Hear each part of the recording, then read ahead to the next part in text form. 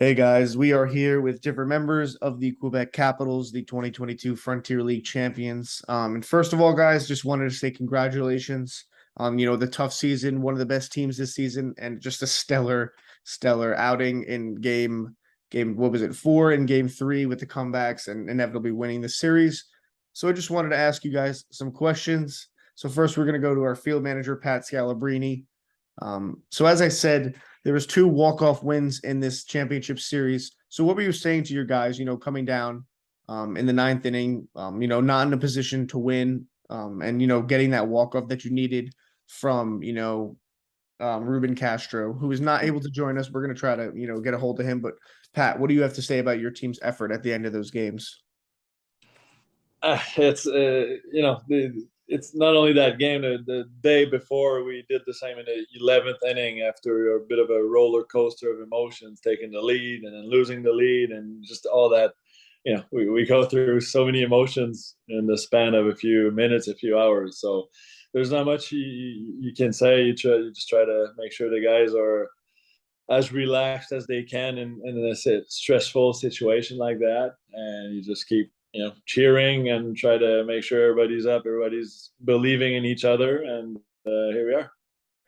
You guys were one of the best teams, the most successful teams in the league this year. So how did you keep your guys kind of level-headed? Coming off a tremendous record in the regular season and going to the playoffs, because your record in the regular season might not really matter that much if you don't really win at all. So how did you keep your guys level-headed the entire year and in the postseason? Well, it's one of those things that on day one of camp, we talk about winning it all, right? So our goal was always the same. So us winning during the season and taking the first place in the standings is just the mean to an end, right? We knew that winning the championship would be a lot better and easier if we did have the home field advantage, because it is a big advantage in Quebec. It's pretty special to play at home in front of our fans with everything around it, right? So this was a way to make it easier on us, or a way to make it more fun for sure, to be able to potentially win it all at the end at home.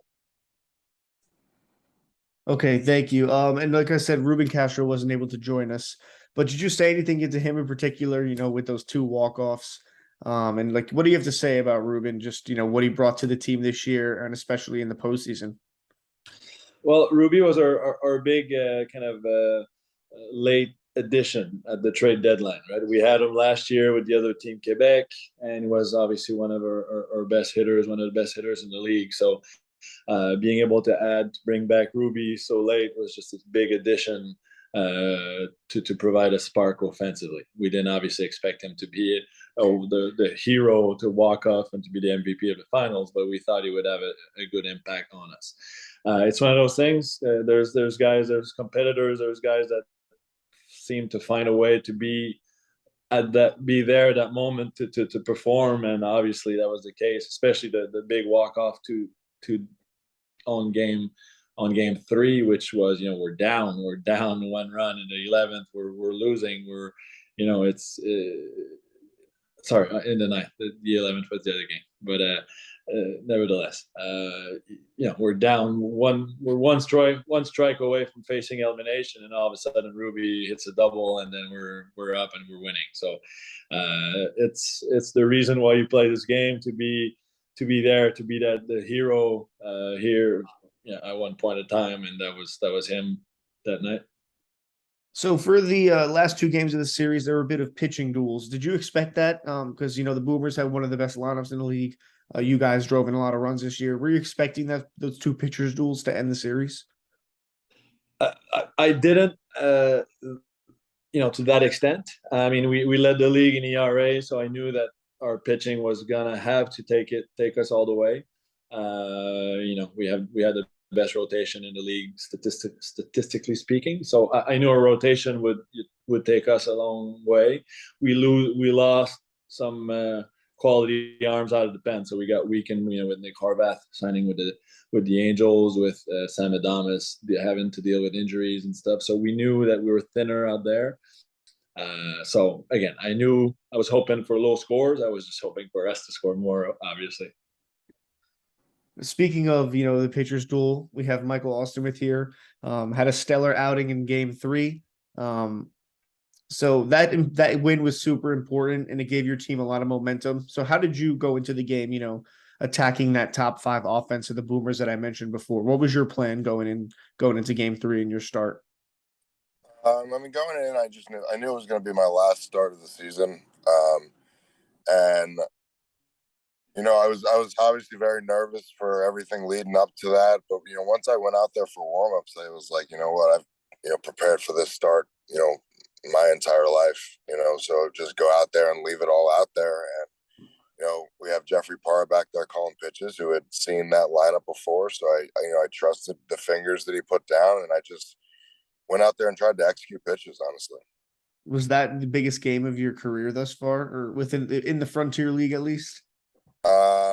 With the with the situation that was going on, and us, really needing to win that game, because it was a big swing game. Yeah, I would say that was one of the biggest games of my career. So as I said, game 3 and game 4 walk-offs, really high tension situations. And even though you didn't pitch in game 4, did you have faith in your team, coming from behind, coming back late? Did you ever get down on yourself? Maybe you think it wasn't going to happen, but the team ultimately picked you up at the end? I mean, you always have faith in your guys, and we were in a really good situation. Like Sano had a great outing, and we were down a run, and it's like we had to score a run to win anyway. And I knew we were going to get that, that big run across eventually. It was just like, when is it going to come? And we kept getting runners on, and then things didn't seem to happen. The ball didn't bounce our way, and I'm like, okay, come on, like something's got to happen here. And then Kyle got on, and Joe came up with the big hit, big double, and tied the game. And once that happened, going into the 9th, I said, oh no, we're walking this thing off. Like it's going to happen. So I always have faith in my guys. Like I said, Ruben couldn't be here with us today. But do you have anything to say about Ruben Castro and just kind of his surprise performance in the championship series? I don't think it was a surprise, honestly. It wasn't a surprise performance. I think everybody on our team had all the faith in the world for Ruby once he came up there. I mean, he had done it the night before. I think he was down in the count, 2 strikes at that time, and kept battling. And I had all the faith in the world he was going to get it done. So we are sitting here with the 2022 Frontier League champions. Do either of you gentlemen have anything to say to maybe some fans, maybe some doubters, anything going into next season? I don't think that we pay the doubters any sort of mind, or any sort of issues. But the fans were great. Winning it here in Quebec City after all of the fans have been there for us throughout the year. That was something really special. It was special for us, and it was special for them. I mean, having David Glow, hold up the trophy, being a Quebec kid with the Quebec fans. I mean, that was something that, you can write a story about. So that was, it was a big thanks to them. And, it was great on their part and on our part too. Anything from you, Pat, about, anything for the fans going into next season? Yeah, for sure. No, in the same direction. I mean, I just want to thank them for not only for being there, but for making a difference. It sounds cliche, but we had 3 walk-offs in the playoffs in both series at home in front of them, and they're a big reason why we were able to do that, right? So it adds pressure to their team, but it just gives us so much confidence and so much momentum that having a full, super loud stadium back home, all these people behind us, just that was an unbelievable feeling. I've sold that to the players since this off season, and I'm glad they didn't make me a liar. All right. Well, thank you guys. That's all I have. We look forward to seeing you, Rubens, with Jeffrey Parra, next season. Hopefully you guys, can win back to back. But once again, just congratulations on an absolutely tremendous championship series. And celebrate the victory as you wish. Thank you. Thank you.